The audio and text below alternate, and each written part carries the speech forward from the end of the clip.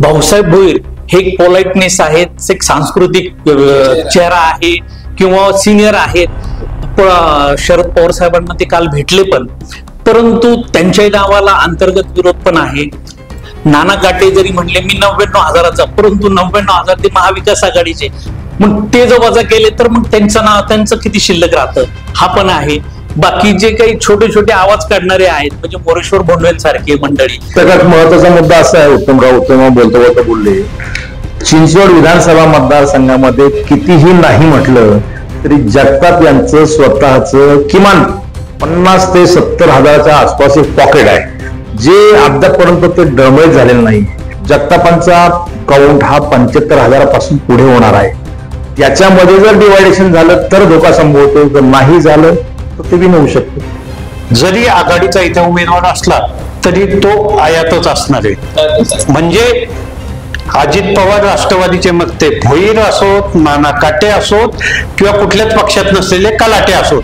शंकर जगताप जे आता आपल्याला संभाव्य उमेदवार म्हणून आत्ताच चिलीकर साहेबांनी पण त्यांचा उल्लेख केला की ते उमेदवार 100% असतील, तर मीही त्या मताशी 100% सहमत आहे. तेच उमेदवार असतील आणि त्यांनी ज्या प्रकारे यंत्रणा लक्ष्मण भाऊंची ज्या प्रमाणे हाताळलेली आहे आणि त्यामध्ये ती निर्विवाद सत्य आहे की ते पडद्यामागचेच सूत्रधार असायचे, पडद्यामागचेच कलाकार असायचे.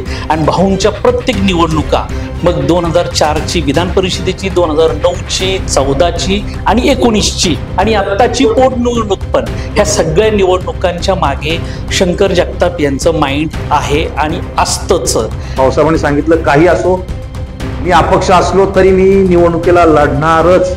नाना काटेंनी बोर्ड लावला, मी व्हिजन चिंचवड म्हणून त्यांनी बोर्ड लावून सांगितलं माझी उमेदवारी जाहीर आहे की भाजपची उमेदवारी ही जगताप कुटुंबाच्या घरातीलच असेल. आत्ता उमेदवारी शंकर जगताप यांना नको हे कितीही म्हणत असले तर तुम्हाला लिहून देतो, शंकर जगताप हेच उमेदवार असतील. प्रेक्षक नमस्कार. राज्यातील निवडणुकांची सगळ्यांना उत्सुकता होती. अखेर केंद्रीय निवडणूक आयोगाने काल पत्रकार परिषद घेत राज्यातील निवडणुकांचं वेळापत्रक जाहीर केलेलं आहे. अशा तर राज्यातील असणाऱ्या 288 विधानसभा मतदारसंघांपैकी काही विधानसभा मतदारसंघ असे आहेत, प्रामुख्याने त्यावरती आपण बोलणार आहोत. पिंपरी विधानसभा, चिंचवड विधानसभा आणि भोसरी विधानसभा या 3 विधानसभा मतदारसंघामध्ये काय कौल असेल, जे सत्ताधारी आमदार आहेत ते पुन्हा निवडून येतील का, महाविकास आघाडीचा उमेदवार कोण असेल, महायुतीचा उमेदवार कोण असेल, कुणाच्या हातामध्ये दंडाचा झेंडा असेल, या सगळ्या गोष्टींवरती आपण चर्चा करणार आहोत. आपल्या स्टुडिओमध्ये आज आहेत ज्येष्ठ पत्रकार अविनाश चिलेकर सर. स्वागत आहे आपल्या स्टुडिओमध्ये. आपल्या स्टुडिओमध्ये आहेत ज्येष्ठ पत्रकार विजय जगताप. आपलंही स्वागत आहे आपल्या स्टुडिओमध्ये. खरं तर सर आता आपण येतोय थेट चिंचवड विधानसभा मतदारसंघावरती. चिंचवड विधानसभा मतदारसंघामध्ये आपण पाहतोय की सातत्याने चिंचवड विधानसभा हा जगताप कुटुंबाचा बालेकिल्ला राहिलेला आहे. मग अगदी लक्ष्मण भाऊ जगताप अगदी 2004ची विधान परिषद असू द्या, 2009ची निवडणूक असू द्या किंवा 2019 पर्यंतची, त्यानंतर झाली पोटनिवडणूक, त्यात देखील अश्वनी जगताप या विजयी झालेले आहेत. परंतु आता ही उमेदवारी महायुतीमध्ये जगताप कुटुंबियांनाच मिळेल का आणि महाविकास आघाडीकडनं कोण उमेदवार असेल? कारण महाविकास आघाडीकडे आपण पाहतोय की ज्येष्ठ माजी नगरसेवक भाऊसाहेब भोईर यांनी काल शरद पवारांची भेट घेतली. जे नाना काटे अजित पवारांचे एकदम विश्वासू सहकारी आहे ते देखील उमेदवार त्या ठिकाणी मागताय. त्या ठिकाणी त्यांचे तुषार कामटे जे शहराध्यक्ष आहेत ते देखील उमेदवारी मागताय. कसं पाहता तुम्ही या सगळ्या गोष्टींकडे की महाविकास आघाडीचा उमेदवार कोण असेल आणि महायुतीचा उमेदवारी चेहरा कोण असेल? चिंचवड विधानसभा मतदारसंघात जेवढा गोंधळ शहरामध्ये तो एका मतदारसंघात नाही. त्याचं कारण असं आहे की चिंचवडमध्ये महाविकास आघाडीकडून आणि महायुतीकडून दोन्हीकडून इच्छुकांची संख्या वाढलेली आहे, प्रचंड वाढलेली आहे. सुरुवातीला एक सांगतो की भाजपची उमेदवारी ही जगताप कुटुंबाच्या घरातीलच असेल, हे 100% सत्य आहे. तुम्ही कवारांची उमेदवारी घोषित केली, आता जगतापाची करा. तुम्ही लिहून ठेवा, उद्या मला सांगा परत तुम्ही ही उमेदवारी. त्याचं कारण असं आहे की शंकर जगताप मागच्या पोटनिवडणुकीमध्ये ते ठरलं होतं 22 वर्ष आतापर्यंत जगताप कुटुंबाच्या घरामध्ये आमदारकी आहे. लक्ष्मण भाऊ जगताप यांच्या विरोधामधला बरोबरीतला मतप्रवाह तिथे आहे, परंतु त्याच्यामध्ये कायम आतापर्यंत सातत्याने फूट पडत आलेली आहे. लक्ष्मण भाऊंच्या राजकारणाचं एक तंत्र होतं, आपल्या विरोधातला जो मतांचा गठ्ठा आहे त्याचं डिव्हायडेशन करायचं, मतविभागणी अशा पद्धतीने करायची की अलगद त्यांचा पत्ता वरच्यावरती लागतो. 2009ची निवडणूक घेतली, त्यापूर्वी 2000 विधान परिषदेची निवडणूक घेतली, त्यावेळेस सुद्धा परिस्थिती तशी होती. 2009ला सुद्धा तीच परिस्थिती होती. भाऊसाहेब भोईर अधिकृत उमेदवार होते, लक्ष्मण जगताप अपक्ष होते आणि राष्ट्रवादीची महापालिकेतील सर्व नगरसेवकाची टीम ही भाऊंच्या मागे फिरायची, भाऊसाहेब एकटे फिरायचे. म्हणजे मतांची विभागणी करण्यामध्ये भाऊ जितके माहीर होते किंवा त्यांना त्या मतदारसंघातला राजकारणातला खडानखडा कार्यकर्ता जो माहिती होता, त्यांच्या अकाली निधनानंतर सहानुभूतीच्या लाटेवरती अश्विनीताई आमदार झाल्या. त्या सुद्धा झाल्या तर ती मतविभागणीमुळे त्या आमदार झाल्या. जर 2022च्या निवडणुकीमध्ये नाना काटेंना 99,000, राहुल कलाटेंना 45,000 आणि अश्विनीताई ह्या आल्यात 1,36,000, म्हणजे जवळपास 36,000च्या फरकाने त्या निवडून आलेल्या. तुम्ही पाहिलं तर बरोबरीतली मतांची टक्केवारी त्याच्यामध्ये आहे, मतं बरोबरीत आहे दोन्हीची. यावेळेस सुद्धा शंकर जगताप जरी भाजपचे उमेदवार असतील, त्यांना अंतर्गत भाजपच्या 10-12 नगरसेवकांनी विरोध केला. संदीप कसपटे, चंद्रकांत नखाते, शत्रुघ्न काटे, राम वाकडकर हे प्रत्येक जण विरोध करतायत. म्हणजे ते किरकोळ माणसं नाहीयेत, प्रत्येकाच्या मागं 8-10 हजार मतांचं गणित आहे, जे भाजपचं पॉकेट आहे, ते विरोध करतायत. म्हणजे भाजपला तिथे धोका आहे सुरुवातीला. त्याशिवाय राष्ट्रवादी काँग्रेसच्या नगरसेवकांनी, म्हणजे माजी नगरसेवक त्याच्यापैकी प्रशांत शितोळे, मयूर कलाटे, मोरेश्वर भोंडवे, विनोद नडे, संतोष कोकणे, ही मोठी 10-12 जणांची नाव आहेत त्याच्यामध्ये. ते सूर्यवंशी, आशा सूर्यवंशी या नगरसेवकांनी, एक माजी नगरसेवक सतीश दरेकर, आणखी बाकी आहेत.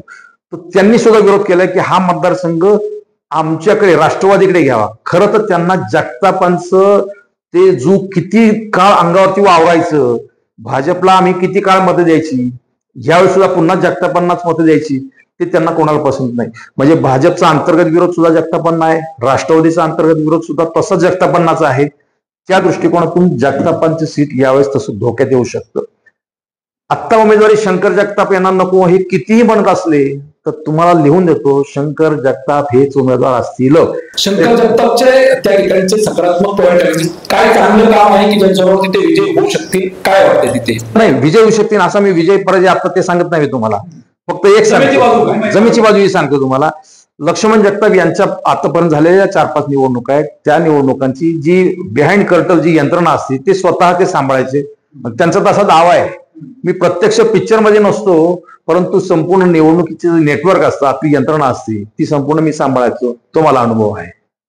परंतु आता त्यांना होणार नसताना त्यांनी ज्या पद्धतीने चिंचोली विधानसभेची पोटनिवडणूक झाली आणि अश्विनीताईंचा देखील त्यात विजय झाला, भलेही त्यात राहुल कलाटेंनी मतं घेतली असतील, पण शंकर जगताप कुठेतरी मागे होते आणि त्या निवडणुकीनंतर त्यांना शहराध्यक्ष पदाची माळ गळ्यात पडली. पण ते जगताप कुटुंबामध्ये ज्यावेळेस पोटनिवडणुकीची वेळ आली लक्ष्मण जगताप यांच्या निधनानंतर, त्यावेळेसच शंकर जगताप यांनी उमेदवारीचा दावा केला होता. देवेंद्र फडणवीस आणि आपले गिरीश महाजन, जे भाजपचे संकट मोचक म्हणून ओळखले जातात, ते जगताप कुटुंबाला भेटायला म्हणून गेले. तिथं ज्यावेळेस त्यांनी कुटुंबाच्या बैठकीमध्ये विचारलं की आपण शंकर यांना उमेदवारी द्यायचं असं ठरवतोय, तर त्यावेळेस अश्विनीताई बोलत्या झाल्या, त्या म्हटल्या मी इच्छुक आहे. शंकर जगताप यांनी मोठेपणाने त्यावेळेस सांगितलं की जो वहिनींना उमेदवारी पाहिजे असेल तर माझी माघार आहे. आणि नंतर ती तडजोड झाली, वहिनी आमदार झाल्या आणि त्या तडजोडीमध्ये शंकर जगताप यांना अध्यक्षपद दिलं. आणि पुढच्या टर्मला म्हणजे 2024ला शंकर जगताप यांना उमेदवारी देऊ इथपर्यंत त्यावेळेसच तो ठराव, अलिखित ठराव झालेला आहे. म्हणून मी तुम्हाला एवढं ठामपणे सांगतो की ते उमेदवार असतील. भाजपचे जे वरिष्ठ पातळीवरचे नेते आहेत ते सुद्धा हे खाजगीमध्ये मान्य करतात की उमेदवार तेच आहेत. अगदीच राष्ट्रवादी काँग्रेस, भाजप ही एकदमच फौज जर तुटून पडायला लागली त्यांच्यावरती, तर सॉफ्ट उमेदवार म्हणून वहिनींचं नाव पुढे येऊ शकतं. पण कुटुंबामध्येच उमेदवारी असेल जगतापांच्या, हे मात्र 100%. त्यांच्या विरोधात कोण असेल हा एक मोठा आता चर्चेचा विषय आहे. जगताप कुटुंब हे संपूर्ण चिंचवडच्या राजकारणामध्ये आता केंद्रस्थानी आहे. ते भाजपचे उमेदवार असतील, म्हणजे महायुतीचे उमेदवार असतील, हे 100% सत्य. त्यांच्या विरोधामध्ये एक सर्वात सिनियर मोस्ट म्हणून भाऊसाहेब भोईर आहेत. भाऊसाहेब भोईर हे आतापर्यंत 5 टर्म नगरसेवक होते. त्यांनी वारंवार मागणी केली, मागच्या वेळेस त्यांची फसवणूक झाली, आतापर्यंत महापौर झाले ना, स्टँडिंग चेअरमन झाले ना, उपमहापौर झाले. ते काँग्रेसचे शहराध्यक्ष होते, राष्ट्रवादीचे होते, परंतु त्यांना पद मिळालं नाही. आता त्यांना खंत आहे आणि त्यांच्याविषयी एक वेगळ्या प्रकारची सिंपती की सर्वात सिनियर असूनही त्यांना काही मिळालं नाही, हा आक्रमक कार्यकर्ता आहे, या शहराला सांस्कृतिक चेहरा देणारा कार्यकर्ता आहे, याला न्याय मिळाला पाहिजे असं गावकी भावकीसह बाकी ते सर्व जो आहे घटक, प्रामुख्याने चिंचवडगाव सारखं भाजपचं जे पॉकेट आहे त्या पॉकेटमध्ये सुद्धा म्हणतात नाही भाऊसाहेबाला न्याय मिळाला पाहिजे, म्हणून भाऊसाहेब तिथं 1 नंबर आता. 2 नंबरला दुसरं नाव येतं नाना काटे. नाना काटे मागच्या निवडणुकीला 99,000 मतं घेतली, पण ती महाविकास आघाडीचे उमेदवार म्हणून ती 99,000 मतं होती, वैयक्तिक नाना काटेंची नव्हती. 2 नंबरला नाना काटे आहेत. नाना काटेंच्या बरोबर बाकीचे सुद्धा काही नगरसेवक राष्ट्रवादीचे आहेत असं म्हणतायत. 3 नंबरला दुसरं नाव जे येतं प्रभावी नाव ते राहुल कलाटे, ज्यांनी 3 टर्म जगतापांच्या विरोधात निवडणूक लढवलेली आहे, ते सुद्धा प्रयत्न करतायत. आता परिस्थिती अशी आहे की इथे बाकी अन्य नावं भरपूर आहेत. एक चंद्रकांत नखाते यांचं एक नाव आहे की भाजपने सांगितलं एक जगताप कुटुंबाच्या बाहेरचा उमेदवार द्यायचा, तर मग चंद्रकांत नखाते यांचं नाव असू शकतं, त्याच्यामुळे ते एक नाव आहे. शत्रुघ्न काटे आणि चंद्रकांत नखाते हे एका नाण्याच्या 2 बाजू आहेत, ते फक्त एकमेकाला सावरून घेतात, तू नाही तर मी असं चाललेलं आहे ते. त्याशिवाय मोरेश्वर भोंडवे ज्यांनी यापूर्वी अपक्ष म्हणून निवडणूक लढवली, रावेत भागामध्ये त्यांचा प्रभाव आहे. नाही म्हटलं पूर्वी 10,000 मतं, आता तिथं 25,000 मतांचा गठ्ठा त्यांच्या हातात आहे. म्हणजे असे प्रत्येक ह्याच्यातले सरदार सुभेदार सगळे जे आहेत यांचे जे पॉकेट्स पाहिले, जर ही पॉकेट्स परत परत सगळी डिव्हाइड झाली, हे सगळे म्हटले आम्ही आमदारकीला उभे राहणार, भाऊसाहेबांनी सांगितलं काही असो मी अपक्ष असलो तरी मी निवडणुकीला लढणारच. नाना काटेंनी बोर्ड लावला, मी भिजन चिंचवड म्हणून त्यांनी बोर्ड लावून सांगितलं की माझी उमेदवारी जाहीर आहे. इव्हन ते अजित पवारांनी या सगळ्या लोकांना बोलवून घेतलं होतं बारामतीला, या विषयावरती चर्चा झाली. त्यावेळेस अजित पवारांनी जर असं म्हटलं असतं की नाना तू आता थांब, आपल्याला महाविकास आघाडीच्या वतीने 1 नाव द्यायचं आहे, तर समजू शकत होतो. पण नाना काटे राष्ट्रवादीचे नगरसेवक अजित पवारांना भेटून आले, त्याच्या दुसऱ्या दिवसापासून नाना काटे हे दुप्पट वेगाने प्रचाराला लागले. याचा गर्भितार्थ वेगळा निघतो की मागच्या वेळेस सारखंच तर नाही ना, जे 2009 सारखं की अधिकृत उमेदवार हा परंतु खरा उमेदवार तसंही होऊ शकतं. जे इथलं समीकरण फार बिघडलेलं आहे. राहुल कलाटे, नाना काटे, तुमचे भाऊसाहेब भोईर हे सर्व 3ही प्रभावी, नंतर मोरेश्वर भोंडवे, चंद्रकांत नखाते हे शिवसेनेकडेही जाऊन आलेत, हे राष्ट्रवादी काँग्रेसचे सर्वेसर्वा शरद पवार यांच्याकडे पण जाऊन आलेत. यात बातम्या चालू आहेत. म्हणून महाविकास आघाडीचा उमेदवार ह्या सर्वांमध्ये कोण असू शकेल ते निश्चित सांगता येत नाही. परंतु एक सांगतो तुम्हाला ठामपणे, जर जगताप कुटुंबाची उमेदवारी किंवा भाजपची उमेदवारी शंकर जगताप यांना असेल आणि त्यांच्या विरोधात एकाच एक असा जर उमेदवार असेल तर भाजपचा पराभव ही काळ्या दगडावरची रेघ असेल. तुम्ही म्हणजे चिंचवडचं राजकारण जगतापाशिवाय पूर्ण होत नाही, तो त्यांचा बाले किल्ला आहे. आणि आपल्या चर्चेमध्ये विजय जगताप आहे. विजय जगताप मी तुमच्याकडे येतो. शंकर जगतापांच्या बंधूंचं हे नाव आहे विजय जगताप आहे.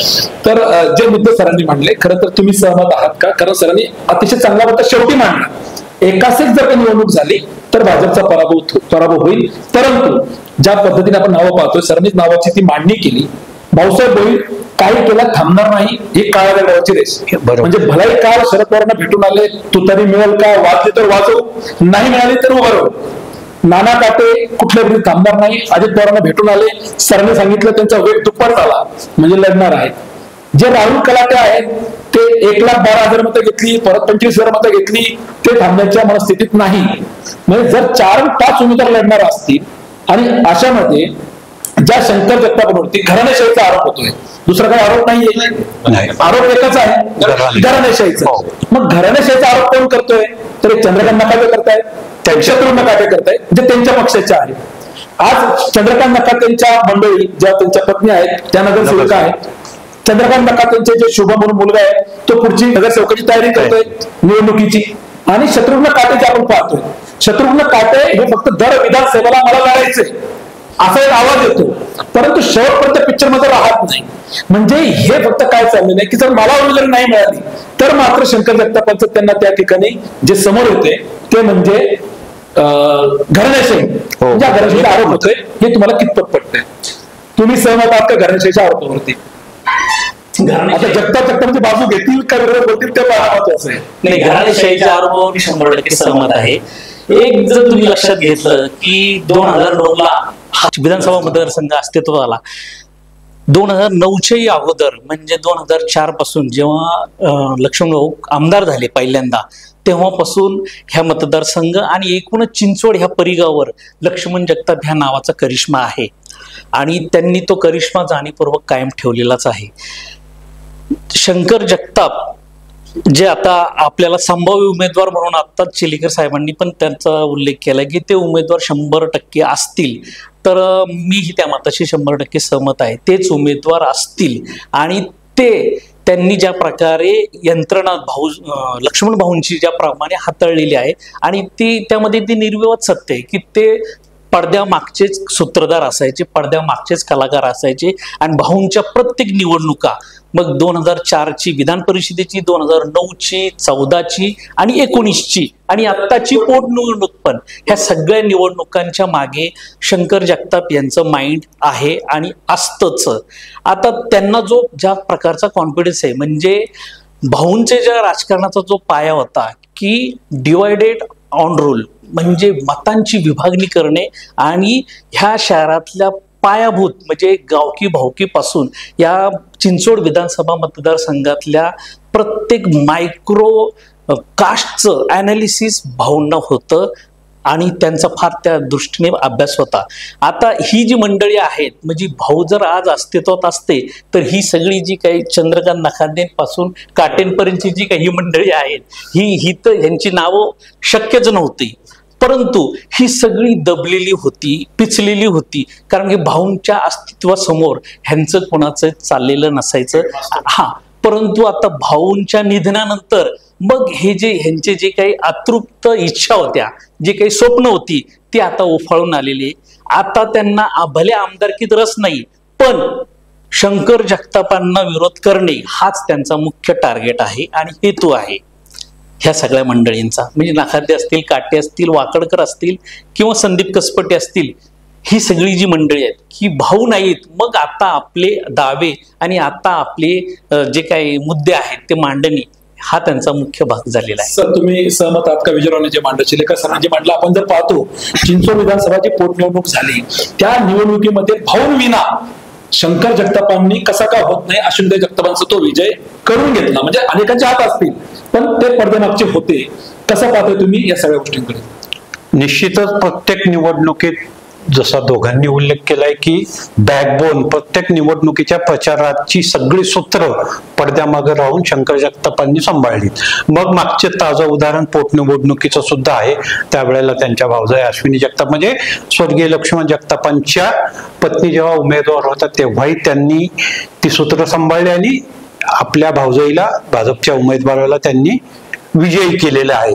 त्यामुळं प्रचार यंत्रणा कशी राबवायची, त्याची सूत्र कशी हलवायची याची त्यांना पुरेपूर माहिती आहे. आणि मुळात म्हणजे कसं आहे की माजी नगरसेवक म्हणून त्यांनी कामही केलेलं आहे. शहराचा त्यांना म्हणजे तसा नगरसेवक म्हणून काम केलं आणि त्याच्यानंतर बक्षीस असेल म्हणा किंवा गेल्या पोटनिवडणुकीत त्यांनी भाजपच्या उमेदवाराला विजयी केलं असेल म्हणून त्यानंतर त्यांना शहराचं अध्यक्षपद सुद्धा दिलं. म्हणजे तो मोठा मान होता, कारण त्याच्यापूर्वी तो महेशदादा लांडगेकडे होता. त्याच्यानंतर त्यांनी तो शंकर जगतापांना दिला आणि संघटनेत त्यांनी आतापर्यंत ते काम करतायत. म्हणजे माजी नगरसेवक राहिलेत, संघटनेत काम केलंय, आतापर्यंत करतायत आणि त्यातही त्याची चुणूक पाहिली असेल. पोटनिवडणुकीत पक्षाचा उमेदवार निवडून आणला असेल म्हणून आता ह्या विधानसभेला त्यांचं नाव पक्षाकडून घेतलं जातं किंवा जसं दोघा मान्यवरांनी सांगितलंय की जवळपास ते निश्चितही त्याची घोषणाच काही ती व्हायची बाकी आहे. परंतु तिथे चिंचवडमध्ये भाऊ सध्या नसले, म्हणजे लक्ष्मण जगताप नसले, तरीही त्यांना मानणारा मोठा वर्ग आहे. जसं आता तुम्ही नावं घेतलीत की वाकडकर असू द्या, कसपटे असू द्या, ही खरं म्हणजे भाऊंचे खंदे समर्थक आहेत. होते भाऊ गेल्यानंतर, पण त्यांनीच आता थोडस जी काही वेगळी भूमिका घेतली, परंतु तो भाऊंचे खंदे समर्थक होते. त्या जोडीला मतदारसंघात मी म्हणेल की 40% मतदार असा आहे की तो अजूनही भाऊंच्या विचारांना मानणारा आहे किंवा भाऊंना मानणारा आहे. त्यामुळे शंकर जगताप सुद्धा जर उद्या उमेदवार असले भाजपचा पक्ष म्हणून, तर म्हणजे युती म्हणून बाकीच्या दोन पक्षाचा आणि त्यातही हा जो पॉकेट आहे राष्ट्रीय स्वयंसेवक संघाचाही मोठा मतदार या मतदारसंघात आहे. आणि जसं भावाच्या किंवा भावजाईच्या पडद्यामागे राहून त्यांनी जी भूमिका निभावली शंकर जगतापांनी, तशीच प्रत्येक निवडणुकीत RSS सुद्धा भाजपच्या प्रत्येक उमेदवाराच्या मागे व प्रत्यक्षपणे पडद्यामागे राहून भूमिका निभावतो, ती सुद्धा ह्या निवडणुकीत शंकर जगताप असोत किंवा युतीचा कुठलाही उमेदवार असो त्याला ती उपयोगी पडणार आहे. त्यात त्यांचं स्वतःचं नेटवर्क, त्याचा अनुभव, पक्ष, ह्या सगळ्या बाबी ज्या आहेत त्या शंकर जगतापांच्या पथ्यावर पडणार आहे. फक्त जसं सगळेच म्हटलेत की एक लढत झाली तर थोडंसं चित्र वेगळं असू शकतं, परंतु जर पुन्हा मागच्यासारखी जसं आता भाऊसाहेब भोईर तर अभिनय तो कभी नाही ह्या पावित्र्यात आहेतच, आणि राहुल कराटेंचा काही भरोसा नाही. त्यांनी पराभवाची हॅट्रिक केली तरी पुन्हा ते चौथ्यांदा रिंगणात उतरतीलच. थोडीशी शक्यता अशी आहे की नाना काटेंना जर समजावलं तर ते माघार घेऊ शकतात, परंतु जरी आघाडीचा इथे उमेदवार असला तरी तो आयातच असणार आहे. म्हणजे अजित पवार राष्ट्रवादीचे मते भोईर असोत, नाना काटे असोत किंवा कुठल्याच पक्षात नसलेले कलाटे असोत, त्यांचं तिथून उमेदवार म्हणून नाव घेतलं जातंय. तर म्हणजे सध्या पण जसं मी म्हटलं की भाजप किंवा महायुतीचा पारडं का जड आहे, एक तर त्यांचा उमेदवार ठरलाय, त्यांची जागा ठरलीये, ज्याचा आमदार त्याची ती जागा, ह्या न्यायाने ही जागा भाजपला मिळते.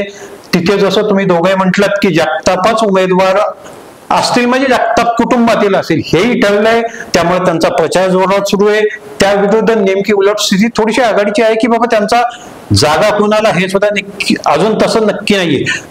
शरद पवार राष्ट्रवादी लढवणार हे आहे, परंतु तिथूनही जसं आता 2-3 नावं आहेत ती चर्चेत आहेत, आणि जगतापांविरुद्ध, जगताप कुटुंबाविरुद्ध दमदार तेवढा उमेदवार त्यांना द्यायचा आहे, तर त्याच्यासाठी ही जी 3 नावं आहेत त्याच्यापैकीच त्यांना तो आयात करावा लागणार. सगळ्यात महत्वाचा मुद्दा असा आहे, उत्तमराव बोलता बोलले, चिंचवड विधानसभा मतदारसंघामध्ये कितीही नाही म्हटलं तरी जगताप यांचं स्वतःचं किमान 50 ते 70 हजाराच्या आसपास एक पॉकेट आहे, जे अद्यापर्यंत ते डळमळीत झालेलं नाही, ते इंटॅक्ट आहे.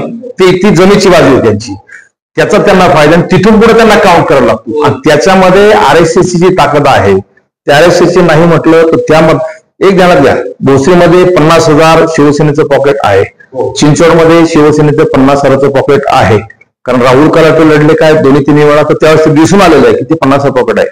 तिथून पुढे काउंट केला जातो. जगतापांचा काउंट हा 75,000पासून पुढे होणार आहे. त्याच्यामध्ये जर डिवायडेशन झालं तर धोका संभवतो, जर नाही झालं तर ते बी होऊ शकतो. विजयराव, म्हणजे खरं तर खूप चांगला होता सर, शेवटी मानला की आपण पाहतोय जगतापांनाच उमेदवारी हा भाग सोडू, पण याच्यापर्यंत महाविकास आघाडी यांचं चाललंय काय, म्हणजे आयात उमेदवार करावा लागतोय का, की ज्या राहुल कलाटेंचा पक्षच समजत नाहीये, कधी मातोश्रीच्या दारावर तर कधी पवारांच्या दारावर, कधी भाऊसाहेब भोईर तशीच तीच परिस्थिती आहे. बरं, निष्ठावान म्हणायचं कोणाला यांच्यापैकी, म्हणजे इथं निष्ठावान जर तुषार कामटेंना म्हणायचं तर तुषार कामटेंचा प्रवास भाजप ते राष्ट्रवादी एका वर्षात, म्हणजे अगदी 2 राष्ट्रवादी झाल्यानंतर तुषार कामटेच्या गळ्यात शहराध्यक्ष पदाची माळ पडलेली. इथं निष्ठावान आहे कोण? नाही, एकीकडे तुम्ही घराणेशाहीचा लोक आरोप करताय, पण समोर जो उमेदवार द्यायचा आहे तोच निष्ठावान नाहीये. मग नेमकं इथं चिंचवड चाललंय काय, तुम्ही कसा पाहताय निवडणुकीकडे? चिंचवडमध्ये सर एकूण गावकी भावकीचं जे काही प्राबल्य आहे आणि त्याच्या मर्यादेच्या पलीकडे कोणाला जाता येणार नाही. म्हणजे मग नाना काटे असो, भाऊसाहेब भोईर असो, मोरेश्वर भोंडले असो किंवा राहुल कलाटे असो, म्हणजे ह्या 4-5 नावांच्या पलीकडे म्हणजे महाविकास आघाडीला जरी आयात उमेदवार करायचा असेल तरी त्यांना ह्यापैकीच एका उमेदवाराची निवड करणं क्रमप्राप्त आहे आणि पर्याय नाहीये. कारण की एक तर शंकर जगतापांच्या विरोधात लढणं, आणि इथं 2009 पासून म्हणजे भाजपचीच सत्ता कायम आलेली आहे, म्हणजे इथं भाजपशी फाईट देणं आणि एकूण महाविकास आघाडीचा दमदार उमेदवार असणं, आणि त्यातही तो उमेदवार कलाटे असणं की भाऊसाहेब भोईर असणं की नाना काटे असणं, म्हणजे आता प्रत्येकाचे काही असे कमी जास्त कमकुवत दुवे, काही मजबूत दुवे काही आहेत. म्हणजे नाना काटेंचे असतील, भाऊसाहेबांचे असतील किंवा राहुल कलाटेंचे असतील, परंतु आता ह्याच्यातनं उमेदवारी ह्याला दिली तर मग हा काय करेल आणि त्याला दिली तर तो काय करेल, हा एक फार मोठा पक्षापुढे, मग महाविकास आघाडीपुढे मोठा प्रश्नचिन्ह आणि पेच निर्माण झालेला आहे. म्हणजे आता राहुल कलाटेंच्या बाबतीत जर बोलायचं झालं तर त्यांची बाजू उचलणारे किंवा त्यांचं नाव लावणारे ती पण दमदार नाव आहेत. भाऊसाहेब भोईर हे एक पोलाइटनेस आहे, एक सांस्कृतिक चेहरा आहे किंवा सिनियर आहेत शरद पवार साहेबांना ते काल भेटले पण, परंतु त्यांच्या नावाला अंतर्गत विरोध पण आहे.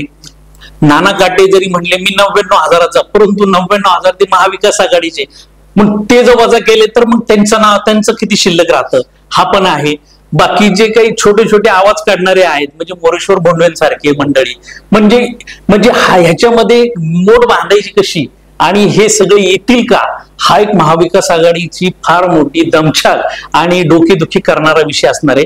आणि तरीही चिलेकर साहेबांनी आता जे मुद्दा मांडला की शंकर जगतापांना पर्यायाने भाजपला जर रोखायचं असेल तर ह्या चौघांपैकीच एकाला उमेदवार देऊन बाबा रे आपण आता ही जागा निवडून आणायची आहे असं ठरवलं तरच भाजपचा सोपडा इथं साफ होऊ शकतो. अन्यथा 5 उमेदवार उभे राहतील, मतांची विभागणी होतील आणि नेहमीप्रमाणे जगताप आणि भाजप हे समीकरण ठरलेलंच आहे. हे शक्य वाटतंय का की या 5 जणांना खाली बसवणं, जे गुडघ्याला बाशिंग बांधू नये, अभि नाही तो कमी नाही, सगळ्यांचा जीवन मरणाचा प्रश्न आहे, हे शक्य आहे का चिलेकर सर? ऐका, मी त्या घडामोडीशी फार जवळून निगडीत आहे, मी त्यांच्याशी रेग्युलर टच मध्ये असतो. मला वाटतं ते त्याच टप्प्यापर्यंत जाऊ शकतं. याच्यामध्ये हे सर्वजण आता शरद पवारांना भेटून आले, नाना काटे काय, भाऊसाहेब भोईर काय, इव्हन राहुल करंडेचं पण नाव येतं, बाकीचे इतर उमेदवार सुद्धा. याच्यामध्ये अंतर्गत एकमेकांमध्ये ते सुरुवातीला तू की मी असं चाललं होतं. पण त्यांना ज्यावेळेस हे लक्षात आलं आपण जर दोघं तिघे उभं राहिलो तर त्यांचा पत्ता आरामात लागतो, जगताप हे आमदार पुन्हा होतील. त्याच्यामुळे ते आता विचार करतात की माघार कोणी घ्यायची. निदान पूर्वी चर्चा होत नव्हती या विषयावर. कुठलं नाही, ह्याच्यात 3 नावं आहेत. कुठली नाव? ह्याच्यामध्ये भाऊसाहेब भोईर, नाना काटे, राहुल काटे ही 3 नावं प्रमुख आहेत त्याच्यामध्ये. याच्यामध्ये काम करतील. प्रॉब्लेम तो आहे आता, परंतु पूर्वी चर्चा होत नव्हती, आता ते एकमेकाशी चर्चा करतायत. दसऱ्याच्या निमित्ताने भाऊसाहेब भोईर हे सगळ्या उमेदवारांना जाऊन भेटून आले. पूर्वी ती चर्चा होत नव्हती, आता त्यांच्यामध्ये चर्चा व्हायला लागली. नाही, नाना सुद्धा तितके हार्ड नाही, नाना सॉफ्ट आहे, राहुल थोडा हार्ड आहे. परंतु त्यांना हे लक्षात आलं की जर आपण सगळेच उमेदवार राहिलो तर ते आमदार होणार, म्हणजे या पुढच्या काळामध्ये आपली आमदारकी हा विषय राहणारच नाही. म्हणजे परत त्यांनी नावच काढायचं नाही. हे जेव्हा त्यांना ते ही समीकरण मांडायला लागले जातात. ते काल भाजपचे जे नाराज नगरसेवक आहेत ते सगळे एकत्र बसले होते, त्यांची बैठक झाली, ते 5-6 होते, परंतु त्यांच्या मागे आणखी 5-6 लोक आहेत. तशीच राष्ट्रवादीच्या लोकांची सुद्धा परिस्थिती आहे, त्यांना ह्या गोष्टीवरती सहमती होण्याची शक्यता आता दिसत नाही. परंतु अजून निवडणुकीला 23 तारखेला मतदान आहे. 20 तारखेला मतदान आहे. त्याच्यामुळे त्या 15 दिवसामध्ये एका रात्रीत सगळ्या घडामोडी होतात. तिथे काय त्यांना लक्षात आलं ना, उद्याच आपलं मरणच आहे, त्यांना एकत्र यावंच लागेल. नाही आलं तर पूर्ण ते होतात नव्हते. सध्याच्या निवडणुका आपण पाहतोय पैशाच्या जोरावरती असणाऱ्या ह्या निवडणुका आहे, आणि जेवढे ही उमेदवार आपण नावं घेतोय हे सगळे मातब्बर आहे. इथं किती कोटीचा धूळ होईल या दिवाळी फटाक्यामध्ये तेच माहिती नाही. तुम्हाला पहिलं सांगतो परदेश साहेब, महाराष्ट्रातली यावेळेची निवडणूक ही ऐतिहासिक असेल. याच्यामध्ये जात, भाषा, धर्म याहीपेक्षा पैसा हा सर्वात श्रेष्ठ असतो. इथे आचार, विचार, तत्व, निष्ठा याचा काडीचाही संबंध नाहीये. मी ह्या डाव्या विचाराचा, मी ह्या उजव्या विचाराचा काडीचाही संबंध नाहीये. राष्ट्रवादीचा नगरसेवक असेल अजितदादांचा तर भाजपच्या लोकांना त्यांना मतं द्यावं लागणार. भाजपचा असेल तर राष्ट्रवादीचे त्याला मतदान करणार आहेत. कुठे कसं काही संबंध नाहीये. आणि पैशाचा वापर प्रचंड होणार. माझ्या माहितीप्रमाणे चिंचवड विधानसभा मतदारसंघात पोटनिवडणुकीला 2,000 ते 4,000 रुपये मताला दिले गेले. आणि या निवडणुकीला कदाचित आत्ताच चर्चा आहे की मताला 5,000 रुपये गेले तरी चालतील, पण उमेदवार आमचा असेल तर निवडून आणणार. तुम्ही महत्वाचा मुद्दा मांडताय, फार गंभीर निवडणुका नाही, एक गंभीर प्रश्न याच्यामध्ये समोर येतोय. परंतु तुम्ही एक मुद्दा याच्यामध्ये मांडला की जगतापाचं जे वोटिंग आहे ते 75,000चं पॉकेट वोट आहे. त्याच्यामध्ये आपण काय बोलतोय की 75,000 जगतापाचं पॉकेट वोट आहे, तर महाविकास आघाडीचा अद्याप उमेदवार ठरलेला नाही. तिघांचा विचार ठरेल का तिघांपैकी वेगळ्या समोर येईल हे पाहणं महत्वाचं आहे. पण जर असलं तर कुठला असा मतदार म्हणजे जो उमेदवार असेल की जो 75 सुरुवात करू शकतो तर त्याचे एक पॉकेट असेल. नाना काटे असतील, राहुल कलाटे असतील, भाऊसाहेब भोळे असतील, याच्यापैकी त्याला कोण वाटतं तुम्हाला की तिचं पॉकेट चालणं असू शकतं? एक जणात तीनही उमेदवार समोर जर ठेवले तर राहुल कलाटेने 3 वेळा लढवली निवडणूक, भाऊसाहेबांनी 1 वेळा लढवली, नाना काटेने 2 वेळा लढवली. तिघांच्या याच्यामध्ये त्यांची स्वतःची पॉकेट ही फार लिमिटेड होती. राहुल कलाटेंच्या वेळेस सुद्धा 1,12,000 मतं पडली. त्यावेळेस ते सगळ्या जगतात विरोधकांचे म्हणून ते उमेदवार होते. त्यावेळेस शिवसेनेची 50,000 मतं ही त्यांना फिक्स पडली होती. त्याच पद्धतीने नाना काटेंना सुद्धा राष्ट्रवादीची नाही म्हटलं तरी 50-60,000 जे पॉकेट होतं ते धरून नंतर नाना काटेंची 92,000 मतं झाली. भाऊसाहेब भोळेंची शुद्ध फसवणूक झाली. म्हणजे अक्षरशः राष्ट्रवादीचे उमेदवार असून ते अपक्षासारखे. त्याच्यावर त्यांचं स्वतःचं पॉकेट किती आहे तर चिंचवड ती परीक्षा झालीच नाही ना अजून. ती परीक्षा झाली नाही. पण तुम्ही जर ह्याच्यात सिनियरिटी किंवा प्रोटोकॉल जर म्हणाल तर भाऊसाहेब भोळे 1 नंबर राहतो, 2 नंबर नाना काटे राहतात, 3 नंबरला राहुल कलाटे राहतात. पुढचं राजकारण कसं होतं हे अजून त्याच्यावरती बाकी सगळी समीकरणं बदलू शकतात. ती परिस्थिती येते. सर तुमच्यावरती येतो. चिंचवड विधानसभेवरती आपण बोलतोय. खरं तर सरांनी जे मांडलं, आता 3 उमेदवार होते पण चर्चा करतोय, भाऊसाहेब भोळे, नाना काटे आणि राहुल कलाटे. आता या मतदारसंघात सरांचं असं म्हणणं चाललेलं आहे की जर एकाच एक झाली तर जगतापांचा पराभव होतो. तिघही तुल्यबळ उमेदवार आहे, पैशाला मागे पुढे नाही, आणि तिघांची भूमिका बसण्याची दिसत नाही. ज्या पद्धतीने नाना काटेंचा मागच्या पोटनिवडणुकीत पराभव झाला ती कुठेतरी सल मनामध्ये आहे की माझा पराभव राहुल कलाटेंमुळे झाला.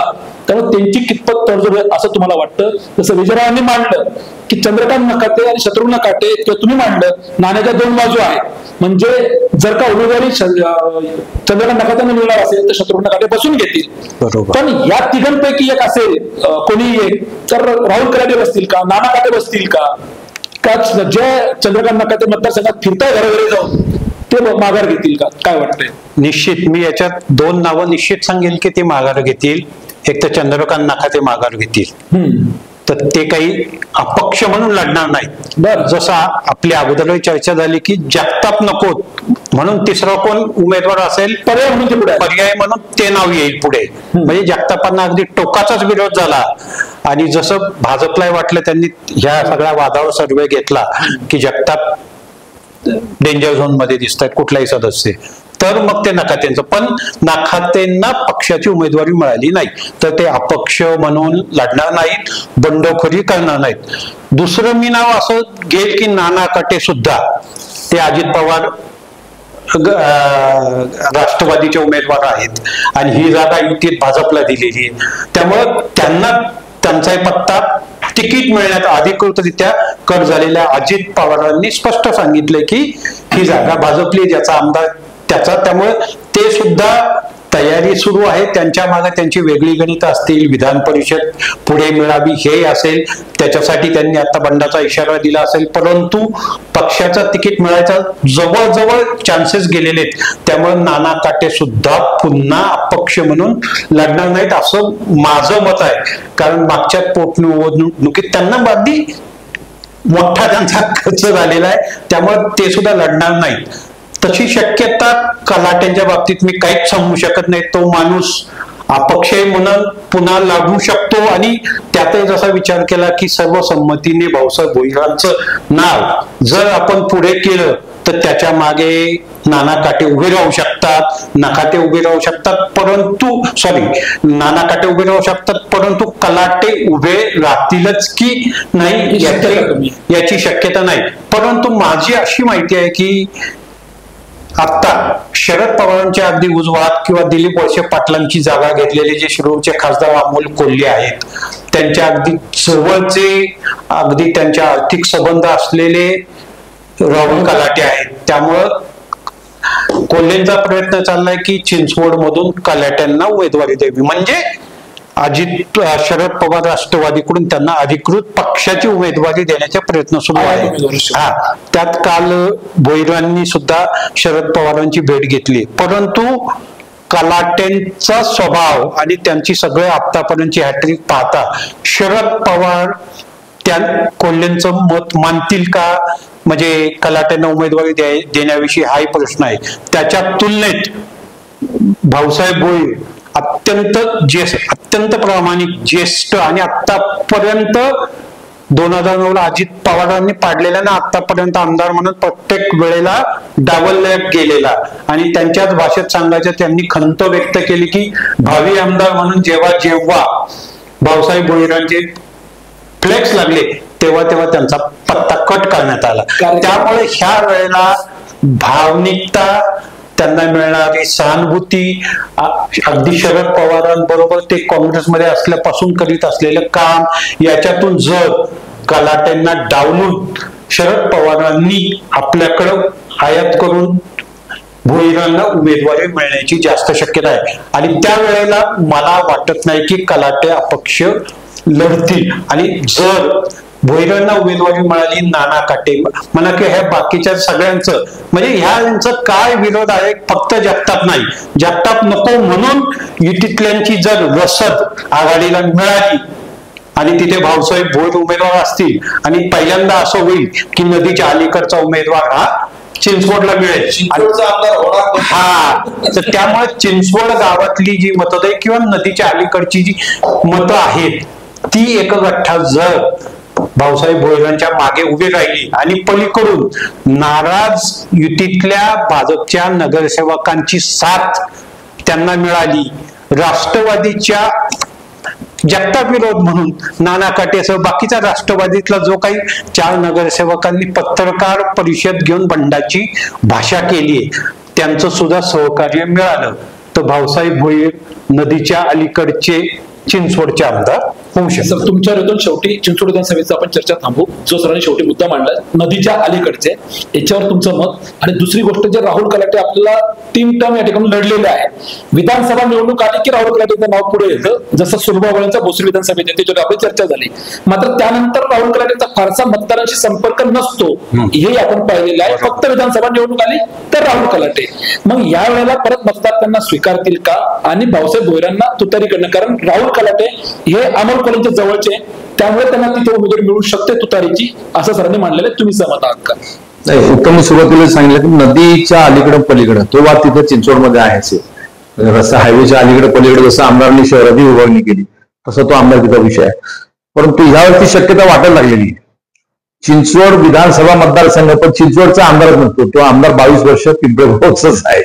नाव चिंचवड विधानसभा मतदारसंघ, त्याच्यावर ती शक्यता आहे.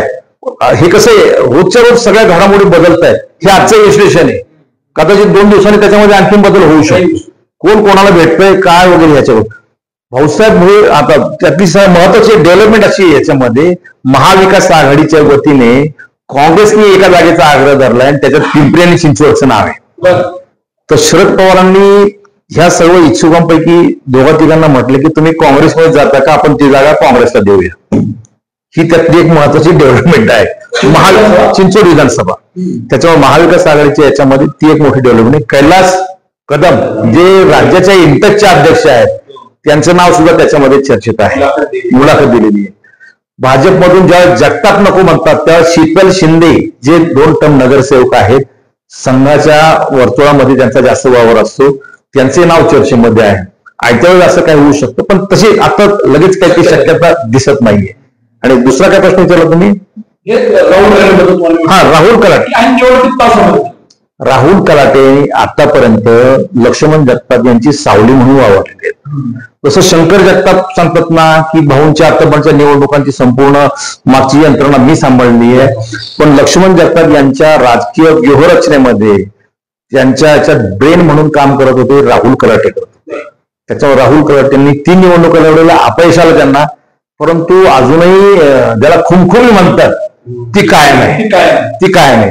आणि आताही ते स्पर्धेमध्ये चांगल्या प्रकारे येऊ शकतात, पण त्यांचं बॅडलक असं आहे की ते निवडणूक नसले की नंतर परत त्यांनी ज्या पद्धतीने हे करायला पाहिजे, संपर्क ठेवायला पाहिजे होता, तो तिथं त्याची कमतरता जाणवते. त्याचा एक मोठा तो ड्रॉबॅक आहे. परंतु ते की आक्रमक पद्धतीने प्रचार करणं, भाषण करणं किंवा कार्यकर्त्यांचं जाळं त्या बाबतीमध्ये आहे स्ट्रॉंग, पण ते ऍक्टिव्ह दिसत नाही. आता निवडणुकीला राहिलेत फक्त 40 दिवस मतदानाला, अजूनही राहुल कलाटे यांचं नाव फक्त चर्चेत आहे. काही ठिकाणी होर्डिंग लागलेले आहेत, परंतु जे ऍक्टिव्हिटी दिसायला पाहिजे ग्राउंडवर त्या दिसत नाही.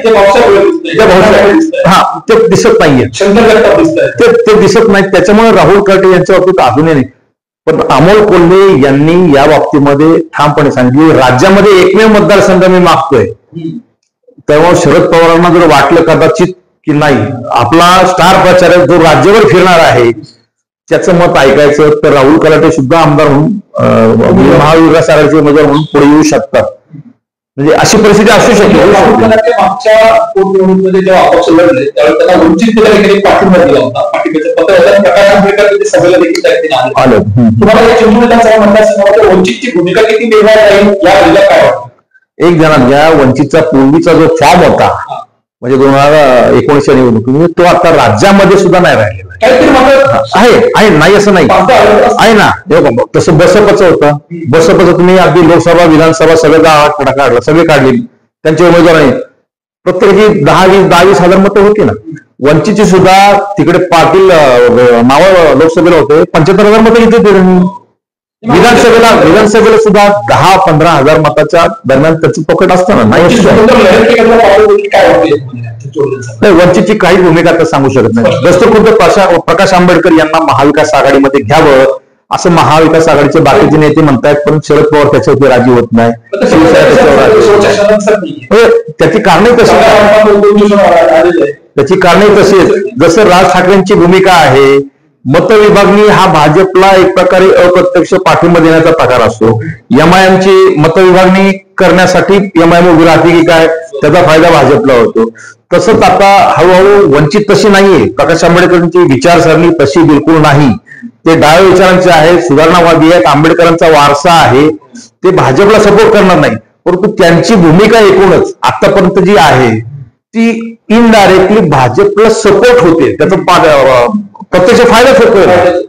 त्याच्यामुळे आरोप केला जातो. काय तिथे आहे 10-15 हजाराचं पॉकेट आहे त्यांचं. नाही म्हटलं तसंच आहे की मनसे सुद्धा स्वतंत्र लढणार आहे. तर माझ्या माहितीप्रमाणे राज्यात सगळ्यात जास्त उमेदवार मनसेच्याच असणार. म्हणजे 288 जागांची त्यांनी घोषणा केली आणि तेवढ्या कुणाच्याही जागा यावेळेला मला वाटतं नसणार. आता याच्यावरती चर्चा करायची तर हा विषय राज्य पातळीवरती जातो. भाजपला महाराष्ट्र ऍट एनी कॉस्ट गमवायचा नाही. म्हणजे एका मुंबई महापालिका हातात घेता भाजपने स्वतःच्या पायावर दोंडा मारून घेतला. शिवसेनेची विभागणी केली, राष्ट्रवादीची विभागणी केली, मराठी अस्मितेवरती घाला घातला. म्हणून भाजपला लोकसभेमध्ये इतका मोठा फटका बसला. तेच जर पुढे कंटिन्यू राहिलं तर विधानसभेला संपूर्ण राज्यातली मराठा लॉबी जर जागी झाली. काल जरांगेंनी सांगितलं लोकसभेला तुम्ही ज्या पद्धतीने येतो त्याच्या दुप्पट कामाला लागा. असं झालं तर भाजप 23 जागांवर लोकसभेला 9 जागांवर आलं. विधानसभेला 105 जागांवर भाजप जर 30-40 पर्यंत नाही आलं तर नाव सांगा. चिंचवड विधानसभा मतदारसंघाबद्दल जर का पाहिले तर या ठिकाणी चिलेकर सरांनी सुरुवातीला सांगितलं की चिंचवड विधानसभा मतदारसंघामध्ये जगताप कुटुंबियांकडे जवळपास 75,000चं पॉकेट वोट आहे. ही त्यांची जमेची बाजू आहे. परंतु या ठिकाणी जर का नदीच्या अलीकडे नदीच्या पलीकडे असा जर का विचार झाला आणि एकाच एक निवडणूक जर का त्या ठिकाणी झाली आणि जुने जाणते ज्येष्ठ नगरसेवक म्हणून भाऊसाहेब भोईर यांच्या नावावरती जर का शिक्कामोर्तब झाला तर भाऊसाहेब भोईर यांचा विजय होऊ शकतो. हे मात्र चिलेकर सरांनी या ठिकाणी स्पष्ट केलेलं आहे. तर मान्यवर यामध्ये ज्येष्ठ पत्रकार चिलेकर सर आपण वेळात पण आपला वेळ दिला. आपले मनपूर्वक आभार. यावेळी विजयराव आपण आपला मनाचा वेळ दिला त्याबद्दल आपले मनपूर्वक आभार. आणि कुठे सर आपण तर आपले परिवारातले घटक आहात, आपले मनपूर्वक आभार. तर वेळ झाली इथंच थांबण्याची. ताज्या घडामोडीसाठी आपण पाहत राहा आपला आवाज. धन्यवाद.